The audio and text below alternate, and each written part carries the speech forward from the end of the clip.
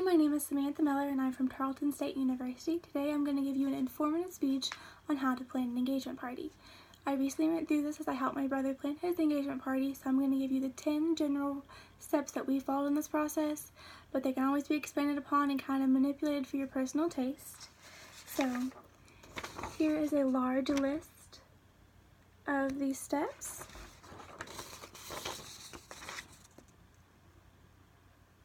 But I'm going to walk you through them one by one. So first and foremost, the thing you want to focus on is your budget. Planning a wedding is a very expensive process, so when it comes to the engagement party, it's kind of the first thing on the road, so you want to try to do as much as you can, utilize any free resources you might have, and really get the help from friends and family because it's two families coming together. So somewhere you should be able to get some donations from family members just to help with the process, or even just help in labor to do things. And when I say budget, it should include things like flowers, food, alcohol, decorations, any kind of venue or rental fee.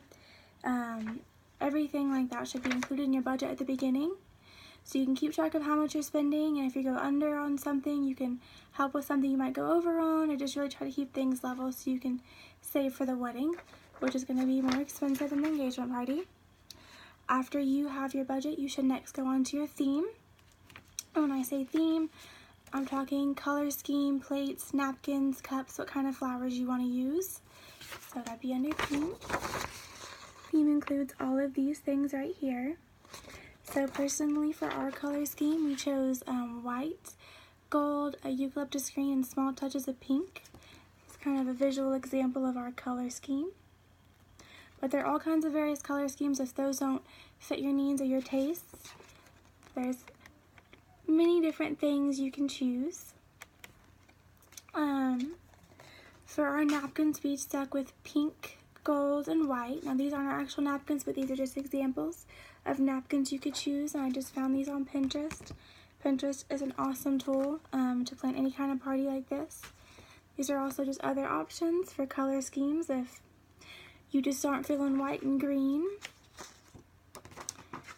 Pink is also a very popular color. It's a darker shade of pink than we're going with, but I thought it was very pretty. Okay. And after theme, you need to move forward to menu. We chose to go with some of their childhood favorites. So for appetizers, we're going to have cream cheese, raspberry chipotle, and crackers. You kind of put it all together. You put the chipotle on top of the cream cheese and dip it with the cracker. The main course, we had burgers, mac and cheese, and beans.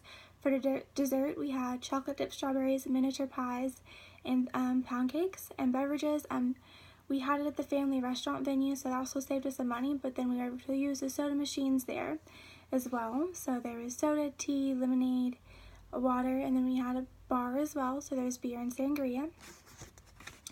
And this is kind of a picture of everything once it's set up on the table. And since we were able to use that venue, we were also able to use the catering supplies that are included in the restaurant, so that was just a big money saver all the way around. But step 4 is actually going to focus also on finding a venue, ordering flowers, and beginning other purchases. So if you don't have a house or a friend that has a property that you can use, there's probably venues near you. They're kind of range from like $500 to $10,000. They can be very expensive. It just depends on how large of a venue you need. Google, I would recommend to find them. You can always go out there. You can get reviews, prices, phone numbers, and then just start from there. But in this case, we knew our venue. And so after you see your venue, that's going to have to do with your date. So once we found our date with the venue that worked for us, we knew we could start doing decorations because now you know the size of the venue. So after doing that, we knew we needed 12 arrangements to spread throughout the venue. We had to do 23 centerpieces, and then decorations for the front door and the back door, and then there's a ledge by the bar that the bride also wanted decorated. So, and I made all the floral arrangements, so here's just a picture of me making the floral arrangements. The flowers we ordered 2 weeks in advance from H-E-B. I'd recommend doing the floral arrangements by yourself. There's a lot of YouTube videos that can help you with that process. And then the decorations, some were purchased from Hobby Lobby, some from Marshalls, but a lot of things we found in our own homes. We chose to do kind of a mismatch. That way we could utilize all the things we had in our homes. Here's a picture of that ledge she wanted decorated, and then something from the front door as well. And hiring outside help. The only outside help we hired was a bartender, but she already worked for the restaurant, so we were able just to book her on the schedule in advance and go ahead and pay her for those hours she'd be working.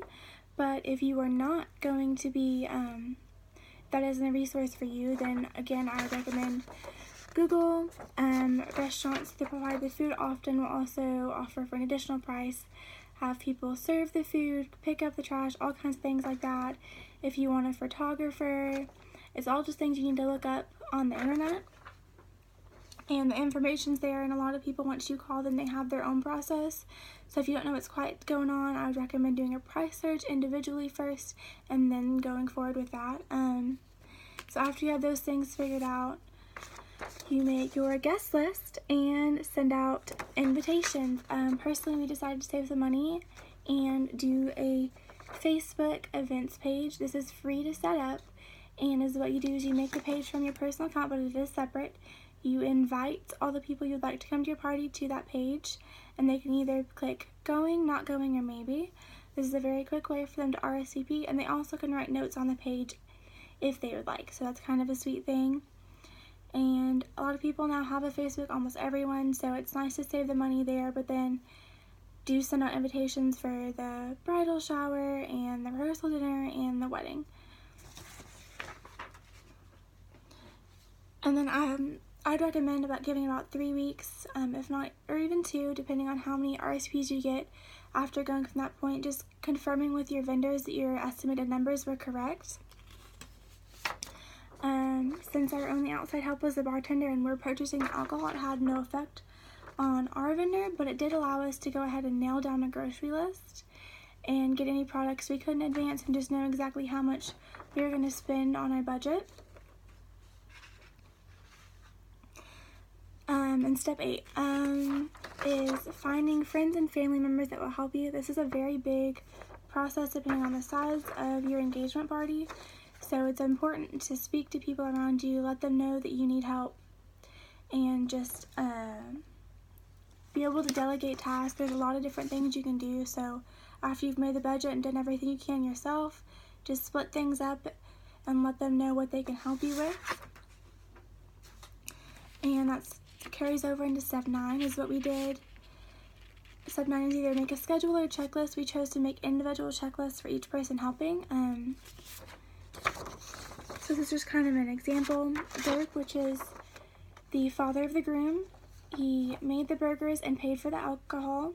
Lisa is the mother of the groom. She made desserts, the beans, the mac and cheese, appetizers, and assisted with picking out decorations, and she picked up the flowers.